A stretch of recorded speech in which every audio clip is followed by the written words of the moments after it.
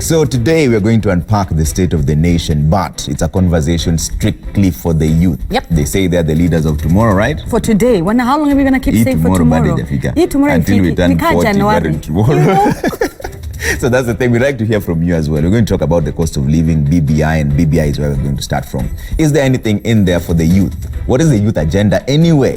22422 is the SMS line at Trevor Mbija, at Zinzi_K, at Citizen TV Kenya. #Daybreak. We have the youth MP also here. He will be answering questions as well. Is he representing the voice of the youth in Parliament? And what are the youths telling him anyway? That's a main question. Exactly. So start by introducing our guests. Yes.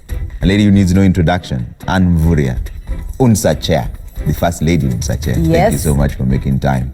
Honorable Gideon Keter, nominated member of Parliament who represents the youth. He gets to answer all the questions. And then you have Jennifer Gidu, Program Associate, UNODC. Right? Thank you so much for making time as well.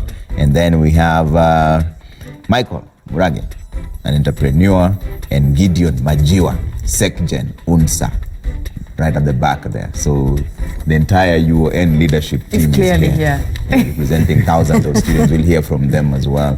And we'll start with you. So BBI was crafted as the silver bullet to Kenya's problems. Has it captured what the youth envision? Yes, I believe the BBI has captured what the youth envision for their country. The only problem that has come in place is implementation. Majority of the times we find we have very good ideas, very good things that we want the country to do and the country says they're going to do, but when it comes to implementation we lack. We find that so many things have been proposed, and we hope that if they are implemented, then the youth would have benefited very much. Yes. Okay. Rags, as an entrepreneur, how do you feel about this whole conversation of BBI? Is there anything for young people inside there that will spark back the economy to what young people needed to So for the record, Rags is short form for Murage. Yes. I think that's what guys know me as. I do photography and advertising. I think the intent of the BBI is good. I think it captures an essence that's going to change in terms of growth for business, for the youth, as well as opportunity for that, right? However, I still feel there needs to be some form of goodwill, as of now, even without the BBI, to actually involve more youth in terms of making decisions, in terms of what's happening now, in terms of what's our voice. Here's the thing, Michael. Alone. Here's the thing, you know, BBI came because of the handshake, and the handshake came because of the political temperatures. It was supposed to, the handshake came, it cooled down temperatures, and we were saying now business can go back, we can go back to building the economy. It's been 2 years. We still have a bad economy, and here's BBI coming to fix the economy. That's what I'm saying. We need to get, if we're discussing matters youth, I've not seen a platform where people have actually involved the youth at a big scale to actually start making decisions towards our future, so to speak.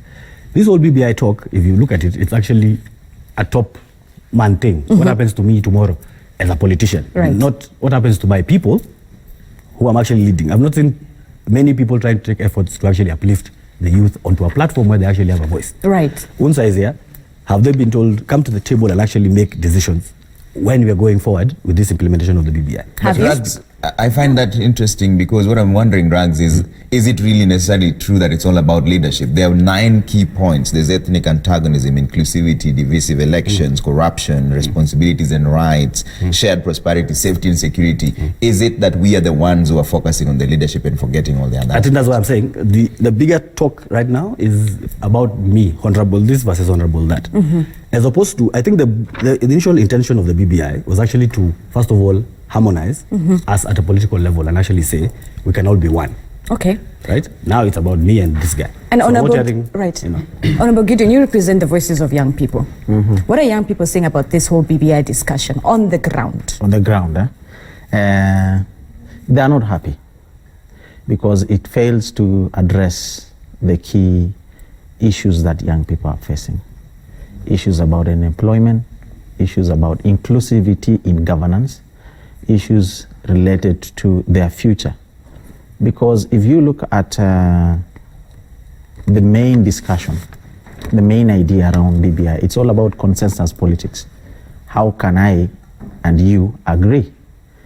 And as we walk towards uniting the country, what do we have to sacrifice as the leaders, maybe Uhuru and Raila. But if you look at the way this consensus style of politics have emerged and brought up the discussions that we see across the country, it has brought more division than unity.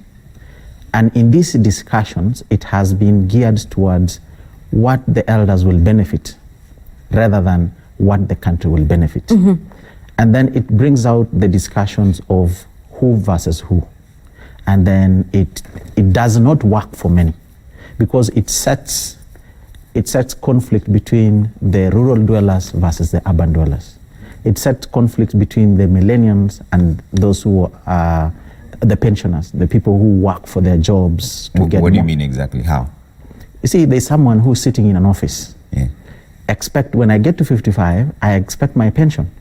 And there's a millennial who is born 2098, like Anne, who does not have a job, and they expect both of them to be in the same page.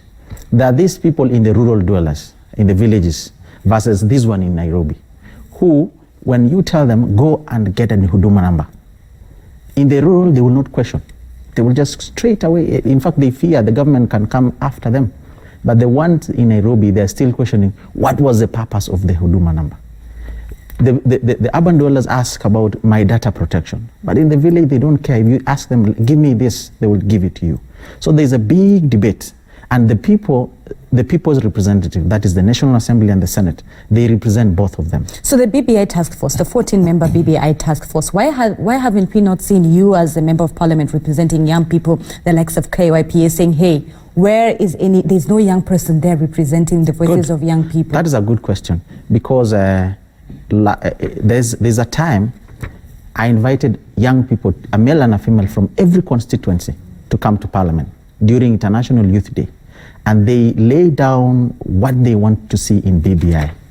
And even I have tabled that report in parliament, and they were very key, because one of the things the young people wanted to see is how can we secure our education, how can we be equal in terms of governance. You see, in governance, you only see women reps. Mm-hmm. You don't see youth representatives. And when it comes to parliament, you only see issues related to the elders. So after you tabled it to parliament, did they consider those remarks from young people that you collected? They didn't. They only picked what they feel it works for them. But we didn't see how we can cure issues around health. Mm-hmm. We didn't see how we can cure issues around employment. There's a great discrimination when it comes to youth and employment. We have not seen how young people can be incorporated in ICT and innovation, because the youth of this country have this unique mind. They have unique innovations with Kenyan characteristics. For example, if you look at M-Pesa, if you look at the apps that are, Nairobi is cited as one of the growing cities where you can get high-tech individuals, but that has not been captured. When you look at the copyrights, you look at the multinational companies, they're stealing ideas from young people. So they didn't consider all the points that you presented to parliament? They didn't. They only factored in the fact that as long as an elder is there, can only take care of the youth. There's a mother and there's a father, so that you don't need a child. And in this case, remember, the ideas of a 1940-something old man clashing with a 2,000-year-old young man. Right. They can't. For example, when you look at my colleague, Honorable Junet Mohammed, when he shows up on TV and try to explain the BBI, many young people looks at him as someone who has swallowed a radio of an individual channel, full of abuses, full of division, and all those things.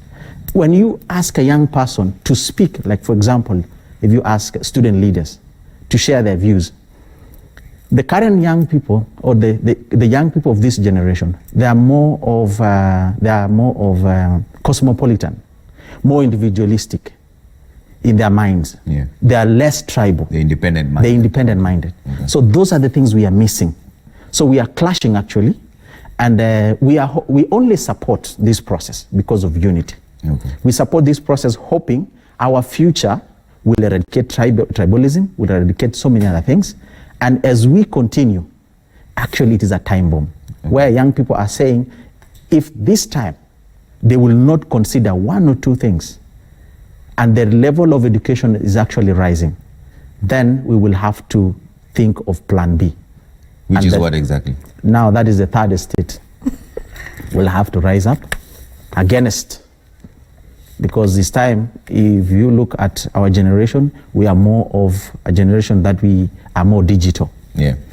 We tend to connect based on our interest, and an interest of a young person is completely different from someone who looks at tomorrow. Yeah. I need to be in power, in this position, this and this. Yeah. But as an aspiration of a young person, our aspiration is to see a country whereby I will wake up, go to work, Yeah. find my child or find my brother safe. Okay.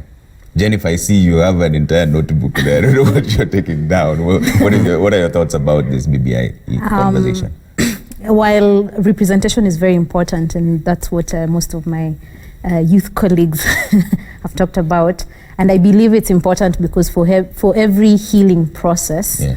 all those who are injured have to be involved, and that's what BBI is supposed to be. One of the things that I would like to talk about is one of the 9 points agenda, corruption. Yeah. It is a platform, and I believe it's a platform for us to engage corruption more effectively and efficiently, to come up with a sustainable framework that will actually deal with this. And the proposed way is to focus more on preventive measures in this country. While the government is actually doing a lot of work when it comes to prosecution, and we can see cases going to court day and day, and this means there's progress, we need to maybe relook preventive measures, and that's finding a way of working around our value systems, Yeah. so that our children and who we are, we can start asking ourselves whether corruption is beneficial to us in the first place, because even global statistics are at $2.6 trillion lost to corruption every year. That's 5% of the GDP.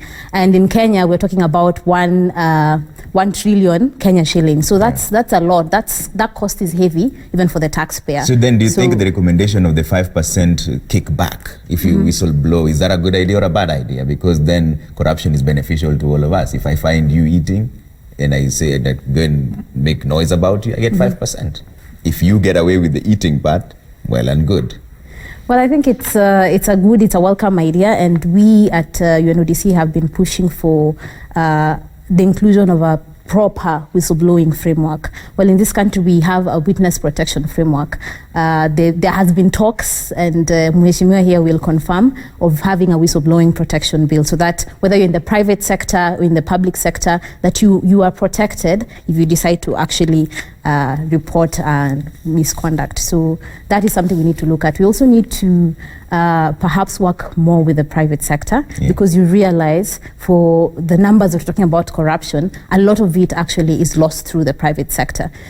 So I'll mention that at UNODC we have been working on a company called the Blue Company Project, which is a project that involves 500 companies in the country who are committing to fight against corruption, and there's a whole process to be certified, to be a Blue Company certified, which means you have zero tolerance for corruption. So private sector engagement is very important, because that's where all the business is. Okay. And if the private sector can say no to corruption, then we can start seeing some progress even in the public sector. Okay. So You're taking a very interesting perspective. We'll probably talk about the 9-point agenda as well. Yeah. We talked about corruption. But Majio, we haven't heard from you. What do you think about the general BBI conversation?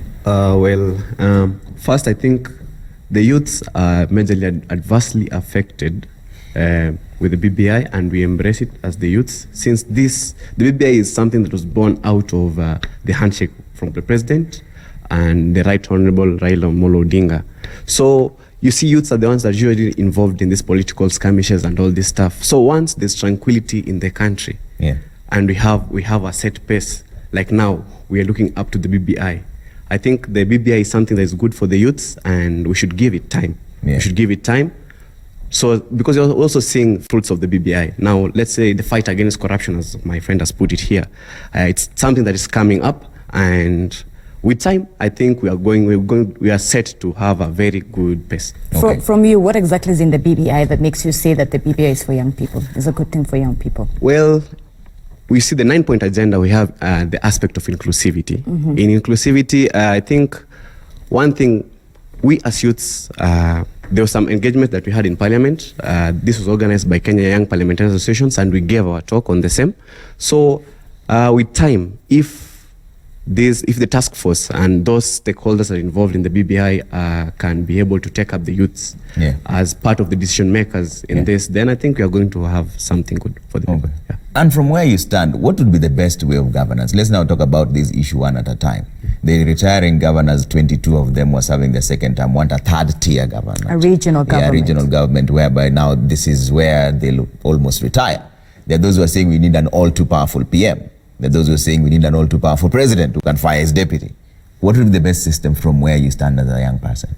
From where I stand as a young person, I believe that now the BBI has turned not from helping young people and helping the people of the country, but helping individuals, as he had talked about.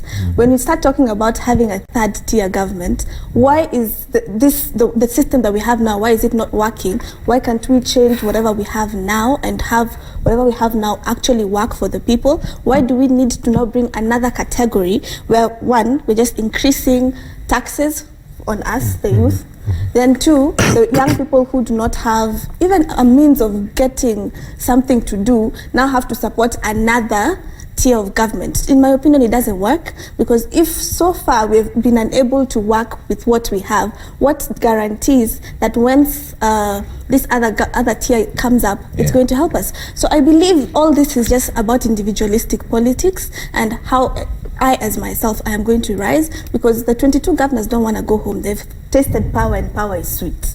So how can I continue being in power? And not all of them can be president, not all of them can be deputy president. And that's why we're seeing now they're creating other positions, which in my opinion, the country does not need all these positions. But in a country where there's a lot of ethnic antagonism and the belief of my person being there, how then do you include everyone else at the top so that no tribe feels marginalized? And that's something that I feel like as a country we need to turn away from. As he talked about, the youth of this country right now are not more of my tribe, but are more of how can I as a person be able to live in this country that is getting more expensive, and the cost of living is getting more and more difficult for me to raise even money to pay my rent. So we need to come out of that notion where it has to be my person who's there, and look at what is this person who's going to be at the top bringing, or what is his policy, or what is he going to change for my country. Not just because we speak the same language. We all speak the same language, which is English and Kiswahili, and that's what we are teaching our children in schools.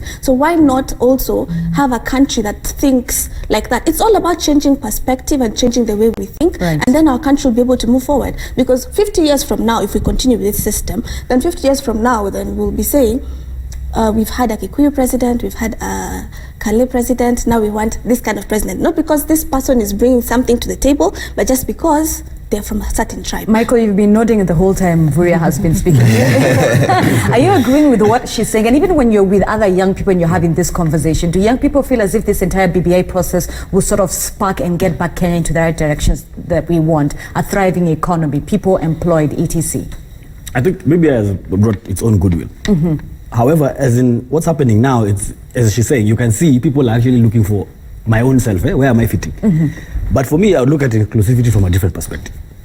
I think if we can get everybody in this country having an opportunity to earn, live a stable life in whichever part of the country you're in, you then feel like you're part of this national Kenyan thing where I'm actually thriving in my business, I'm able to transact with so and so. Because like me, I don't care who you are, where you're from. It's, are you giving me the professional service that I need so that I can deliver to Trevor's company the brand that we need to develop, for example. Right. So I think the conversation here should be, how do you challenge our leaders to actually spark off the economies within the small structure that you've been given already? Like now, counties are supposed to be actually small economies. Who is actually going to those people in those counties and actually trying to see, how can I enhance business here, and then try and do trade negotiations with county X, so that I'm exporting to another county. I don't have to think too big, right? If you can create a small market to become bigger because of the business that is now happening there and trading, people will stop thinking even about of which tribe they are in, which presidential candidate is coming in 2022, because now I'm so busy doing business and surviving and living well, I don't need to start thinking about my leaders in that way. So they won't be able to come and cheat us anymore. Tutafanya. That story will have ended, because now I'm looking at you as what is it that you're actually bringing to the table to continue this chain of success. And that's why we should put our leaders to task. You want to jump in? I just wanted to add the thing of Mheshimiwa and his idea will have ended if we have substantive inclusion of each and every person in this country, and everyone is benefiting, and we have a country that is actually moving both economically and even in terms of tribes. Let us move away from that and have a country where we are one. Because we're talking about building bridges. Why not build bridges to become one country that speaks one language without having all this? Show me the benefit of this area. Because Keter, you know, in Parliament right now, you guys are divided right down the middle. So if you're talking about taming divisive elections, what are the recommendations of the youth? Let's talk about these things practically now. Because yes, as I had told you earlier, some people, it's like they have a certain channel they tune into. When they come to Parliament, they broadcast. And you know, the moment you say that, then you're considered to be the other left-wing side that always says BBI is bad no matter what. No, I'm trying to be very objective in it when it comes to discussion of BBI. And when it comes to young people and the constituent I'm representing, you can be me, I can be you. But it's just that your second name can only differentiate who you and me. But me and you is like a drop in an ocean called Kenya, who all of us, we are struggling towards a better future. And yet we are the majority. And we are the majority. And I look at BBI as two streams of rivers going to the same ocean, trying to get a solution.